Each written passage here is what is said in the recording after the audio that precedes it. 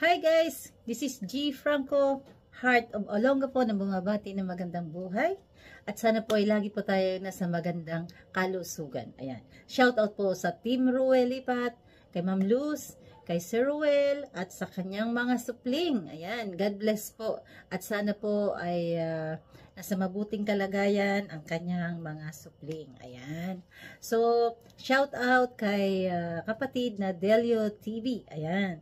Hello kapatid, shout out po at congratulations sa iyong na-scout, Tatay Fredo. Ayun, na binigyan po natin ng sidecar. So, ang masasabi ko dyan sa sidecar kapatid ay, alam niyo po ba na kung talagang aayusin ay napakaganda pa po ng sidecar na yan. Talagang nakikita ko po, pipinturahan lang po yung mga gilid ng bakal. Ayun. At konting laba lang po yung bubong at saka yung mga dingding ay talaga pong lalabas po ang totoong kulay. At napakaganda po ng sidecar ni Tatay Fredo. Talaga pong as in, hindi siya mababasa ng ulan kasi nga po maganda yung cover na yun na napili nung may-ari ng sidecar. At ako po talaga ay nai-imagine ko na kung talaga pong puspusan at bibigyan ng panahon ay talagang napakaganda po ng sidecar na yun. Talagang sulit po, sulit ang nabili ni kapatid na Delio TV para po kay Tatay Fredo. Talaga po. At shout out sa ating kapatid na si Delio TV. Malungkot man po ang buhay, ay laban lang po tayo. Kasi lahat po tayo ay may pinagdadaanang sakit sa ating mga puso. Kaya nga po, napakaswerte po natin na isa tayo sa Team Ruel Lipat. So inaanyayahan ko po ang lahat na magsumali na po sa aming team. At talaga pong walang pinipili ang aming minamahal na team leader na si Sir Ruel Lipat at Ma'am Luz Lipat Official. So, good luck kapatid, Tatay Fredo, good luck.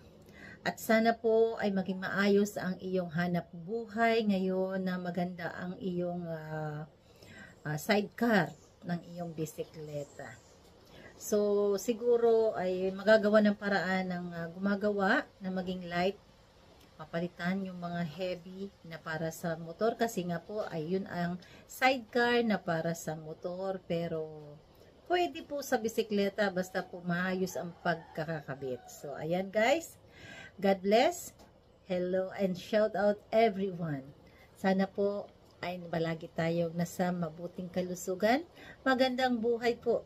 This is G. Franco, Heart of Olongapo, na palaging laban lang po tayo sa buhay. Sa sidecar ninyo, pero kunting linis na lang, punas na lang yan kasi stuck to eh. Again, Oo.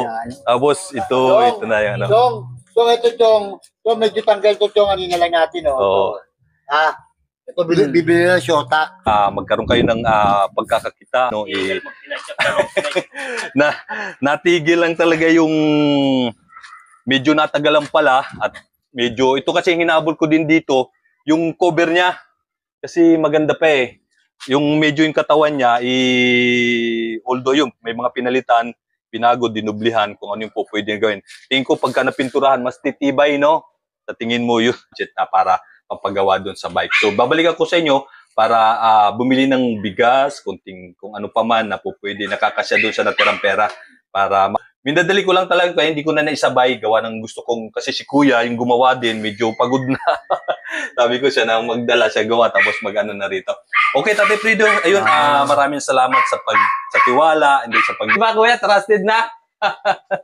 So ayun, maraming Tatay Fredo at Sir Emon, maraming salamat sa paghihintay, sa patient ninyo na ayun, magawa na nga itong sidecar. Sana hopefully makatulong talaga sa inyo ito, Tatay. Salamat sa inyo.